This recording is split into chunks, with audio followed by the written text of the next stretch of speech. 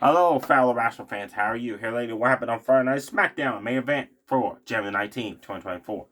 The show opened up with a contract signing, but Roman Reigns refused to get off his ass in his locker room, so only Orton, AJ Styles, and LA signed it. Nick Aldis says, I'll get Orton's signature later. Roman's signature later. LA Knight, AJ Styles had a few words, led up to a match later on, and then Nick Aldis announced Solo Sikoa faced Randy Orton in the main event. The opening match was LWO's Joaquin Wild, Del Tolo, and Carlito alongside Cena Vega took on LWO, the Hill version of Santos Escobar, Humberto Garza, and Angel Garza and Humberto Carrillo. Great match. This reminded me so much of the cruiserweight action that WCW put on, and the WWE got the cruiserweights and brought back many cruiserweight memories. It was high flying action. You gotta check this match out, folks. What a way to kick off the show match wise. Del Tolo, her Corona off the ropes onto her Angel Garza. Then it was kind of like an arm drag, hip toss kind of maneuver off the ropes on Joaquin Wild onto Garza. That was cool. Then they both did stereo dives over the ropes, flattened down all three members of Hill LWO side. Carlito didn't dive over the ropes. He refused to because he knows he's too old for that. Humberto and guys that got a hold of Joaquin Wild, folks, tossed him way up in the air, and he came down on the knee of Santos Escobar right in the face. They isolated him, worked on him for quite a bit. Guys that did a running forearm shot across the back of Joaquin Wild while he was in the corner.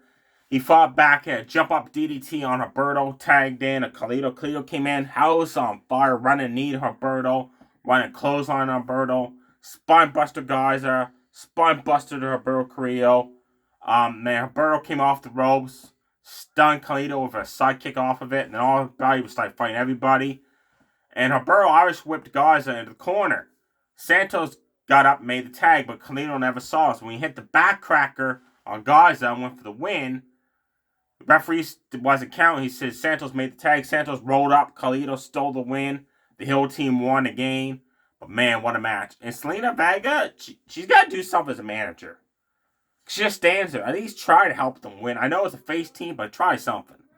Next up, Caden Carter and Katana Chance defending the Women's Tag Team Championships against the team of Kaylee Ray and Arthur Dawn. Damage Control was at ringside. This match was pathetic. Bell rang within a couple seconds. Caden Carter attempted a sunset flip power driver off the rope. She slipped. She finally repositioned herself. She did it to Kaylee Ray. Then Katana Chance jumped off her shoulders with a 450 splash for the 1-2-3. So, that's the match. After the match, Asuka and Kairi Shane came in, handed the championship titles to the champions and said, we want a shot next week.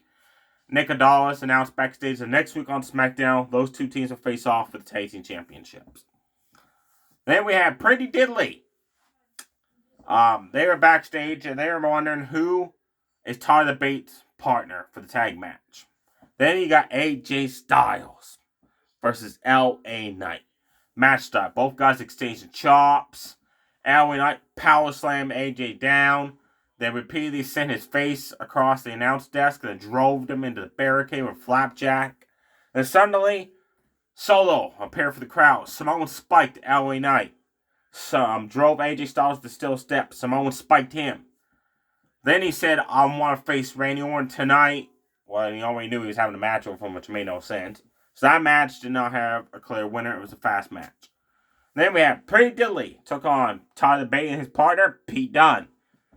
Pretty Diddly was kind of making it look like, who's Pete Dunne? It's Butch, right? But he's back as being Pete Dunne. One-sided match again. Tyler Bate and Pete Dunne just destroyed Pretty Diddly. Tyler Bate delivered an airplane spin on Kip. They regrouped outside the ring. Then Pete Dunne delivered a snap German suplex on Prince, which landed onto Kip. That was cool. Then him and Tyler Bate hit stereo jump up into Geary kicks on Kip. Pete Dunne bounced off the ropes. Prince caught him with a big boot to the face. Tyler Bate forearm shot both members of Pretty Diddly. Then he tossed one of them to Pete Dunne, which was Prince, and Pete Dunne bit her in for the 1-2-3. Like I said, it was a one-sided matchup. Your main event, Randy Orton versus Solo Sikoa. This match was pathetic. Orton, bell rang. Orton did a couple punches. Not even phasing Solo. Samoan spiked him. Wanted a butt in the corner. Smash Orton's face off the announce table. Orton back body drop Solo on the announce table. DDT off the ropes. RKO. Match over. Orton can't even walk to the ring. He can't even power walk. He's getting that old. He's slow moving to the ring. Pretty soon he's going to need a walker getting out there. Jeez. He ain't got it no more, folks. Orton ain't got the wow factor no more. After the match, Bloodline attacked Randy Orton. He RKO'd Jimmy Uso. He RKO'd Solo Sikoa again.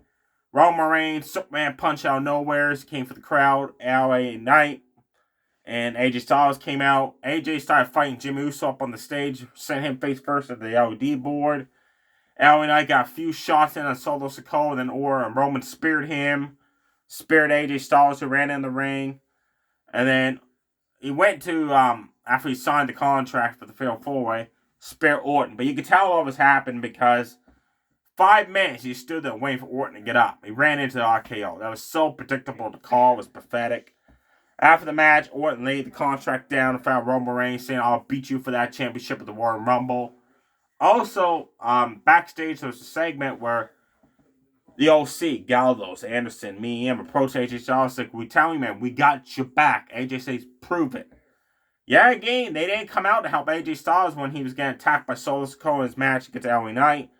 They didn't help when Roman Reigns speared him in the main event when he came in to help Orton out. So the OC keeps saying they got your back, but they don't want to deal with the Bloodline. So that's why AJ Styles wants nothing to do with him right now, which makes perfect sense.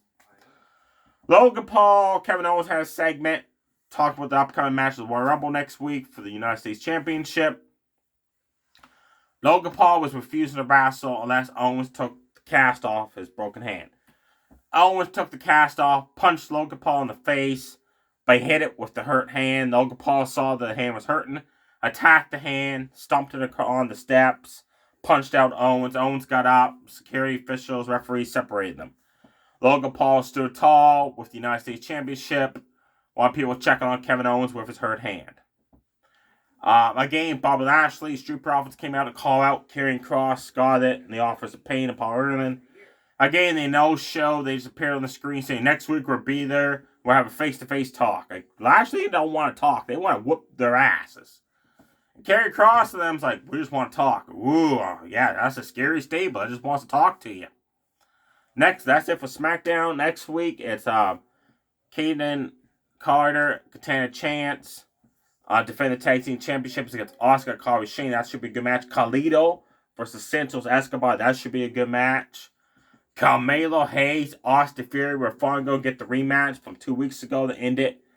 When Austin Theory slipped off the ropes with the top rope Spanish Fly, they both collided their heads together. So we're going to get that rematch. Don't attempt the top rope Spanish Fly, Austin Theory, because I want to see this match end a decisive winner. Also, Bobby Lashley, Street Profits, Karrion Kross's group having a talk-to-talk. Main event. Tavern Heights from NXT took on Dante Chen. I'm like, who the hell is Dante Chen? On NXT, they were showing these 2 Japanese wrestlers with white face paint. And that, like, backstage, everybody's like, who are these guys? And then they stopped doing it. Well, apparently, one was going to wrestle. All match, he kept doing arm drag takedowns into armbar submission on Tavern Heights. That's all he did all match, work on arm. He also, like, sitting into the turnbuckles a couple times. Tavern Heights, like the Alpha Male style Monty Brown pounce. If you ever seen the Alpha Male Monty Brown for TNA with the pounce he does, check it out because that's what Tavern Heights does. It's a signature move. He messed up on belly to belly suplex, and Dante Chen landed badly. The Dante Chen, like I said, all match worked on the arm, did one chop and pinned Tavern Heights. I'm like, seriously, a chop ends this big 6-foot guy? Like, that's not good. It was an okay match. Another match was good. Apollo Crews against Julius Creed alongside Brutus Creed. Wow. At one point, Julius Creed hit a snap suplex, picked up Apollo while he was on the ground, picked him up, and hit a stalling Apollo suplex from the ground. That was awesome. And then he had a standing moonsault. Apollo Crews hit a snap suplex of his own, followed up by a standing moonsault of his own. Julius Creed started fighting back, started getting speed going off the ropes for a move. Apollo smoked him in the face of a drop kick, clotheslined him to the outside. They did a moonsault off the apron to the outside, leveled Julius Creed. back and forth. Any man could win this match. Apollo Crews knocked him down with running clotheslines out of the corner. Then went for the frog splash. Julius Creed ran. Superplex off the top rope. Then he went to pick him up for utter suplex. Apollo Crews kneed him in the face. Jump up enziguri kick, knocked him down. Again went for the frog splash, but Julius Creed pulled him off the ropes. They started brawling. Apollo went for a sunset flip, powerbomb. Julius Creed sat down on top of him for the 1-2-3. After the match, Julius and Apollo shook hands, showed respect to each other. What a match. You gotta check that match out, folks. There you have it. Definitely check that match on Main Event. On SmackDown, the only match must see is the LWO versus the LWO. Because the alley night AJ Styles match was too quick. The women's tag title match was too quick. Orton and Solo Sikoa.